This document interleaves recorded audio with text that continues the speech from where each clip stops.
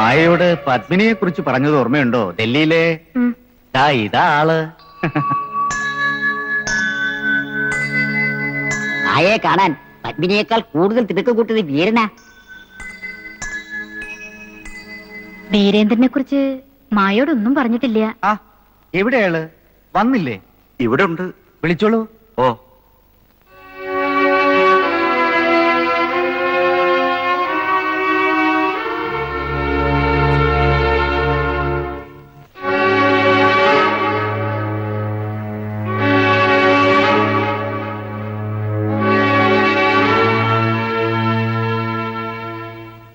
മായേ, ഇതാണ് വീരൻ, വീരേന്ദ്രൻ, ദില്ലിവാല.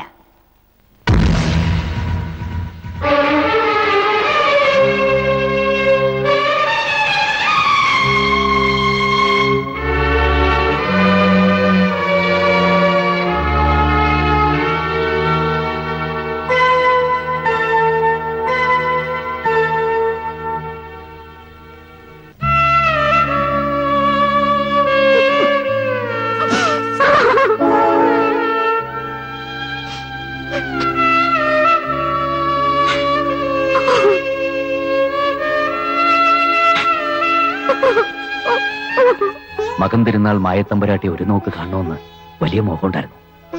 മുഖം കാണിക്കാൻ അവസരം തന്നതിന് നന്ദി. എന്തു പറ്റിയ കുട്ടിക്ക്? എന്നെ കുറിച്ച് പാടിപ്പരത്തിയിട്ടുള്ള വീരഗാഥകൾ ആ കുട്ടിയും കേട്ട് കാണും. അതാവും ഭയന്ന് ഓടിയത്. അല്ലേ അമ്മേ? എനിക്കറിയില്ല. ഇതൊന്നും അത്ര കാര്യാക്കണ്ട. ആ കുട്ടിക്ക് വീരേന്ദ്രൻ ഇഷ്ടാവും. എല്ലാം ഒത്തു വന്നാച്ചാ മായയ്ക്ക് വീരേന്ദ്രനാവണം കൂട്ട് എന്നൊരു മോഹമുണ്ട്. എന്താ പത്മിനിക്ക് ഇഷ്ടക്കുറവ് വല്ലതും? ഇഷ്ടാണ്. അമ്മയ്ക്ക് ഇഷ്ടാണെന്ന് ഇന്നലെ എന്നോട് പറയുണ്ടായി. അപ്പോ അങ്ങനെ ഒരു മോഹൻ തനിക്കുണ്ടെന്ന് കേട്ടത് വെറുതെ അല്ല.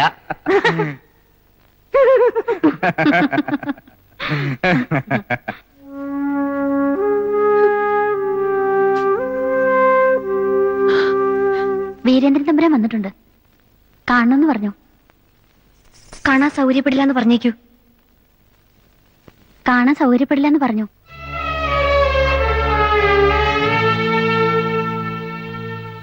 നന്നായി.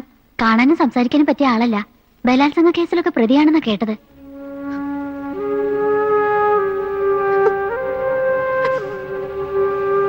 മായേ, ഇതുപോലൊരു നാടകം കളിച്ച് നിന്റെ മുന്നിൽ വരേണ്ടി വന്നതില് എനിക്ക് ദുഃഖമുണ്ട്. സത്യം നിന്നെ പറഞ്ഞ് മനസ്സിലാക്കാൻ ഇതല്ലാതെ വേറെ മാർഗമൊന്നുമില്ല അനിറ്റ. ഇനിയെങ്കിലും ഞാൻ പറയുന്നത് നീ ഒന്ന് മനസ്സിലാക്കണം. ഇനി എന്താ ഞാൻ മനസ്സിലാക്കേണ്ടത്? എന്തൊക്കെ നാടകം കളിച്ച് എന്റെ മുന്നിൽ വന്നാലും ശരി, ഇനി എന്നെ മനസ്സ് മാറ്റാൻ നിങ്ങൾക്ക് കഴിയില്ല. മായേ, എന്നോടുള്ള ദേഷ്യം തീർക്കാൻ നീ പാഴാക്കുന്ന നിന്റെ ജീവിതം. ഈ കൊട്ടാരത്തിനകത്തിട്ട് ഇവിടെ ഉള്ളവരെല്ലാരും കൂടി നിന്നെ കൊല്ലും.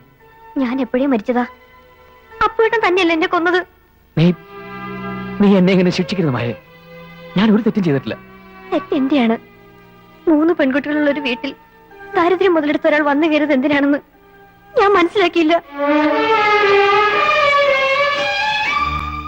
ഇനി എന്നെ കൺമുമ്പിൽ നിങ്ങൾ വരരുത്. എല്ലാം ഞാൻ മറക്കുകയാണ്. എല്ലാം.